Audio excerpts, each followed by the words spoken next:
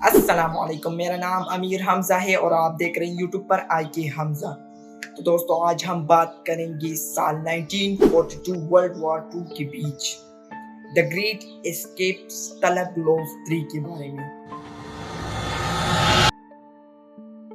سال 1942 میں world war کے بیچ جرمنی نے ایک جیل بنایا۔ جو پائلٹ وہ پکڑتے تھے اس کو جیل میں ڈالنے کا منصوبہ بنایا اور وہ جیل بھی بن گئی ایک بیچوں بیچ میدان میں۔ چار طرف پیڑ تھے اور ایک ایسی جیل بنائی جہاں سے نکلنا ناممکن، کیونکہ وہ جرمنوں کو پتا تھا کہ پائلٹ ضرور فرار ہونے کی کوشش کریں گے۔ بیر کی زمین سے اوپر لگائی گئی اور زمین کے اندر مائکروفون لگائے گئے تاکہ سرنگ کھودنے کی آواز ہمیں آئے اور کوئی اس جیل سے فرار نہ ہو۔ لیکن اس قیدیوں میں سے ایک ایسا نام بھی تھا، روگر بوشی، جس نے یہ سوچا تھا، یہ کہا تھا کہ ہم ایک دو نہیں بلکہ پوری 600 قیدی اس جیل سے فرار ہوں گے۔ اس جیل سے نکلنا کوئی آسان بات نہیں تھی، کیونکہ چاروں طرف پیڑ تھی، فوجی تھی اور 3 ڈیفنس تھی۔ ایک چھوٹی لائن، تاروں کی لائن لگائی تھی، دوسری لگائی تھی اور تیسری لگائی تھی۔ اس سے پار ہونا تقریباً ناممکن تھا۔ وہاں فوجی بھی تعینات تھی، لیکن ان قیدیوں نے ایک فیصلہ کیا کہ ہم اس جیل سے فرار ہوں گے۔ انہوں نے ایک نہیں، دو نہیں بلکہ 3 سرنگوں کا کام جاری کیا۔ ٹام، ڈیک اور ہیری کے نام سے یہ سرنگ مشہور تھی۔ یہ 3 سرنگ اس لیے بنائے تھے کہ اگر ایک پکڑا جاتا تو دوسرا ہمارے پاس تھا، اگر دوسرا بھی پکڑا جا سکتا تو ہمارے پاس تیسرا تھا۔ مطلب 3 سرنگ انہوں نے بنائے۔ اس میں 600 سے زیادہ قیدی شامل ہوئی۔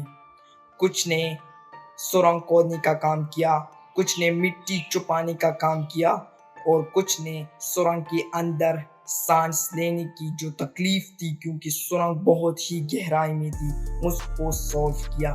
کچھ نے نکلی کاغذات بنائے۔ ہیری سرنگ جو تھی وہ تقریباً مکمل ہو چکی تھی، کیونکہ وہ 100 کلومیٹر زمین کے اندر بنائی گئی تھی۔ وہ 100 کلومیٹر لمبائی میں تھی، اس لیے انہوں نے سوچا کہ اس سرنگ سے ہی نکلا جا سکے۔ سال 1942 آخر کار ان کی محنت اور ان کی جو مشقت تھی وہ سرنگ بنانے میں کامیاب ہو گئے، اور 24 مارچ 1944 کی رات کو انہوں نے نکلنے کا فیصلہ کیا۔ ایک آدمی اس سرنگ سے پہلے گیا اور جب انہوں نے باہر دیکھا تو ابھی بھی تھوڑا دور تھی پیڑ، مطلب ابھی بھی کچھ کام تھا، ابھی بھی پوری سرنگ تیار نہیں ہوئی تھی۔ جو پیڑ تھی وہ اس سرنگ سے بہت ہی دور تھی، بہت نہیں تھوڑی دور تھی، اور اس کو انہوں نے سوچا کہ یہاں سے دوڑ کر ہی آگے جائے۔ اس سے رفتار دھیمی ہو گئی اور پکڑ جانے کا نقصان بھی تھا۔ رات بھر وہ ایک ایک کر کے نکلے سرنگ سے، لیکن 5 بجے ان کی قسمت نے ساتھ نہیں دیا، کیونکہ ایک جرمن آفیسر نے یہ سرنگ دیکھ لی تھی، لیکن اس وقت تک 76 قیدی فرار ہو چکی تھی۔ جرمنی میں ہنگامہ پھیل گیا، پولیس، فوج اور ایئر فورس اس کو ڈھونڈنے میں لگ گئے اور بہت بڑی ہنگامی شروع ہو گئی۔ لیکن آخر 76 میں سے 73 قیدی کو دوبارہ پکڑوایا گیا اور 50 ان میں سے جو 50 تھے ان کو مار بھی دیا، اور جو 3 رہتے تھے وہ کامیاب ہو گئے اپنے سفر میں۔ 2 ناروے کے پائلٹ سویڈن میں پہنچ گئے اور ایک ڈچ کا پائلٹ جو تھا وہ سفر کر کے محفوظ علاقے میں چھپ گیا۔